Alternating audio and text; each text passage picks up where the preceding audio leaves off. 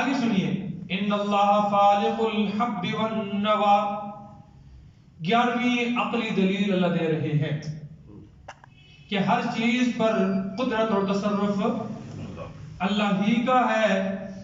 یہاں سے یہ دلیل عقلی 11ویں شروع ہو رہی ہے اور آگے تک جائے گی، اور اس میں 2 چیزوں کو اللہ بیان کریں گے، ایک عالم سفلی اور ایک عالم علوی۔ عالم علوی آسمان والے معاملات، عالم سفلی زمینی معاملات۔ اب یہ زمینی معاملات بیان ہو رہے ہیں۔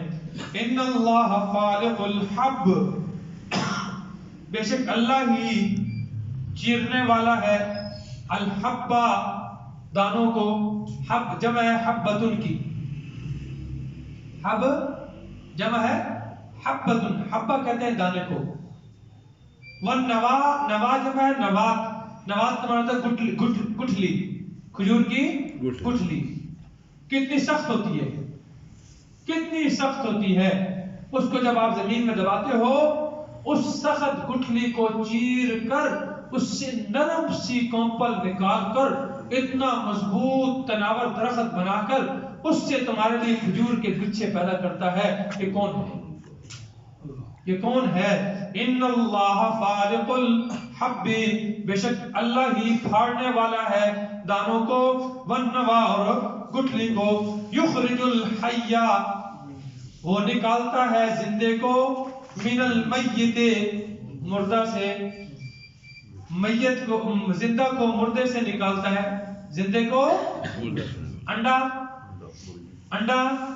مردہ ہے، اس سے اللہ زندہ چوچا پیدا کرتا ہے، چوزا پیدا کرتا ہے۔ ہاں، یا کافر سے مومن کو، کافر کی مثال مردے کی ہے اور مومن کی مثال کیا ہے؟ زندہ کی۔ اللہ کافر سے مومن پیدا کر دیتا ہے، کافر سے اللہ کس کو پیدا کر دیتا ہے؟ مومن پیدا کرتا ہے۔ وہ مخرج المیت من الحی، اور اللہ نکالنے والا ہے مردے کو زندہ سے، مرغی سے اللہ مردہ انڈا پیدا کرتا ہے، مومن سے اللہ کافر کو پیدا کرتا ہے۔ نوح علیہ السلام سے کس کو پیدا کیا؟ کنعان کو پیدا کیا۔ یہ کون ہے؟ کون کرنے والا ہے؟ ذالکم اللہ، یہ ہے تمہارا اللہ، فَأَنَّا تُؤْفَكُونَ، اور کدھر بہ کے جاتے ہو؟ فَأَنَّا، پھر تم کہاں بہ کے جا رہے ہو؟ ہاں بھئی، کہاں بہ کے جا رہے ہو؟ کدھر دھکا لگا ہے؟ اس اللہ کو چھوڑ کر جو تمہارے دانوں کو چیر کر تمہارے لیے کھیتیاں پیدا کرنے والا ہے، جو تمہاری گٹھلیوں کو چیر کر تمہارے لیے غلہ پیدا کرنے والا ہے، جو تمہارے اس سخت زمین کے منہ کو چیر کر اس سے نرم کونپل نکالنے والا ہے، جو تمہیں ماں کے پیٹ سے پانی کا قطرہ کیا ہے؟ مردہ ہے کہ نہیں؟ اب پانی کا قطرہ مردہ ہے کہ نہیں؟ وہ جو گندا قطرہ ہے، غلیظ قطرہ ہے، وہ جو نطفہ ہے، اس نطفے سے تم جیسے، مجھ جیسے اور لاکھوں انسانوں کو، اربوں کھربوں انسانوں کو اللہ پیدا کرنے والا ہے، اور ہر ایک کی شکل، ہر ایک کا انداز، ہر ایک کی رنگت، ہر ایک کی ڈیزائنز دوسروں سے کیا ہے؟ بالکل مختلف ہے، بالکل۔ زبانیں بھی ہر علاقے کی مختلف۔ کون ہے ان زبانوں کو پیدا کرنے والا؟ اللہ۔ کون ہے؟ کیا اللہ کے ان کاموں میں اللہ کو کوئی شریک ہے؟ ان کاموں میں اللہ کا کوئی ہے ہی شریک؟ تو پھر عبادت میں اللہ کا کیسے کوئی شریک ہو گیا؟ ہے جی سب صاحب؟ جی۔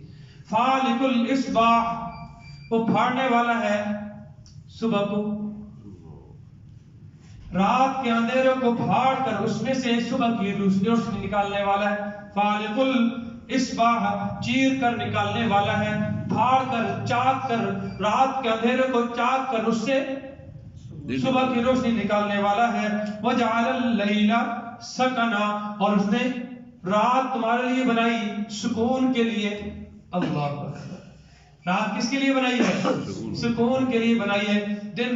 دن بھر کے کام کاج کر کے بندہ تھکن سے چور ہو جاتا ہے، اور پھر اللہ رات کے آغوش میں، رات کے دامن میں چھپا کر ساری تھکاوٹیں اتار کر صبح تر و تازہ پھر زندہ کر دیتا ہے۔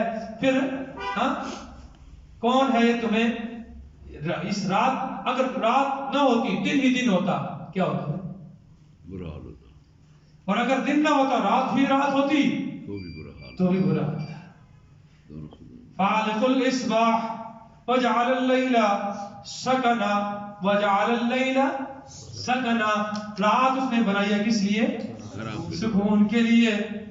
والشمس والقمر حسبانا، اور سورج کو اور چاند کو پیدا کیا کس کے لیے؟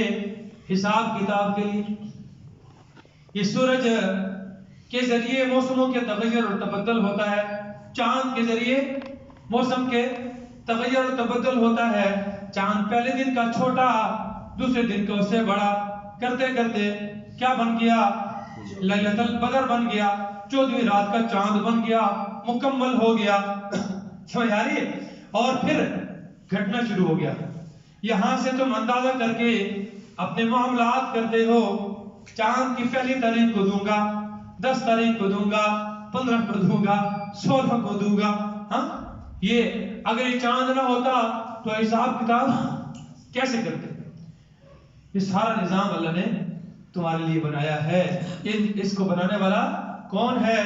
ذالک تقدیر العزیز العلیم، یہ اندازہ مقرر کرنا ہے اس ذات کی طرف سے جو کہ کیا ہے؟ العزیز و غالب ہے، جس کا قبضہ ساری کائنات پر ہے، جس کا تصرف ساری کائنات پر ہے، جس کی قدرت ساری کائنات پر غالب ہے.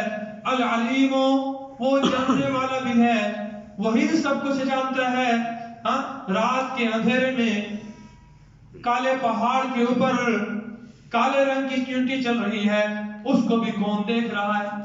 اس کو بھی کون دیکھ رہا ہے؟ اور اس کی خوراک کا انتظام بھی کون کر رہا ہے؟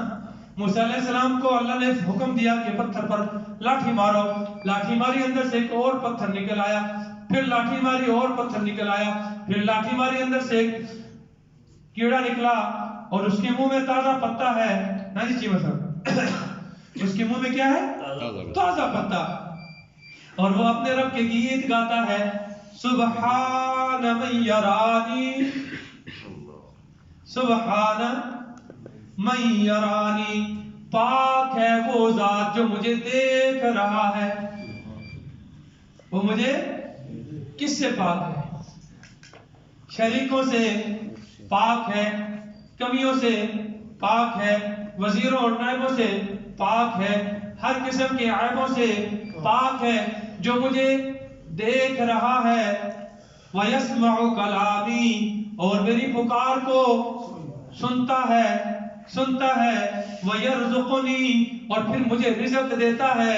وَلَا يَنْسَانِي، اور مجھے، اور میرے عزیز بھائیوں، میرے بزرگوں، اس کیڑے کو 3 پتھروں کے اندر اگر اللہ اس کیڑے کو رزق دے سکتا ہے تو اشرف المخلوقات کو، انسان کو بھوکا چھوڑ دے گا؟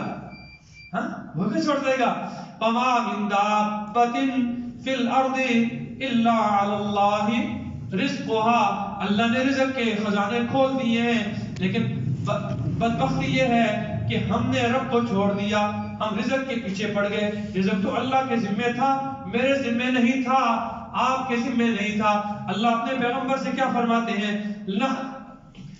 لا نسألک رزقا، میرے پیغمبر ہم آپ سے رزق کا سوال نہیں کرتے، ہم آپ کے ذمہ یہ نہیں لگاتے کہ تو رزق کمانے میں لگ جا. نحن نرزقک، ہم تجھے رزق دیں گے. تیرا کام ہے رب کا پیغام لوگوں تک پہنچانا، تیرا کام ہے رب کا پیغام لوگوں تک پہنچانا. رزق دینا ہمارا کام ہے، تو رزق کی فکر نہ کر. یہ حضرت انسان ہے کہ اللہ کے اس حکم کو چھوڑ کر قرآن سے دور ہو کر رزق کی تلاش میں لگا ہوا ہے. اللہ فرماتے ٹھیک ہے پھر لگ جا، تلاش کر رزق کو. رزق آگے آگے بھاگ رہا ہے، ہم رزق کے پیچھے پیچھے بھاگ رہے ہیں. اور اگر ہم اللہ کی طرف بھاگتے تو رزق خود بخود کھینچا کھینچا ہماری طرف آتا. قرآن کو ہم نے چھوڑ دیا نا. دیکھو اس میں کوئی گڑبڑ ہے نہیں، اس کے سمجھنے میں کوئی کہیں سے بھی کوئی تشریحات کی بڑی بڑی تفسیروں کی ضرورت ہے. ایک عام آدمی کے لیے قرآن سمجھنے کے لیے نا، عقیدہ سمجھنے کے لیے، بنیادی باتیں سمجھنے کے لیے کسی اور بڑی لمبی چوڑی تفسیروں کی ضرورت نہیں ہے. خدا کی قسم اگر آپ دل کی کھڑکیاں کھول کر صرف ترجمہ بھی پڑھتے جائیں نا، ترجمہ بھی، تو تب بھی آپ کو بات سمجھ آ جائے گی.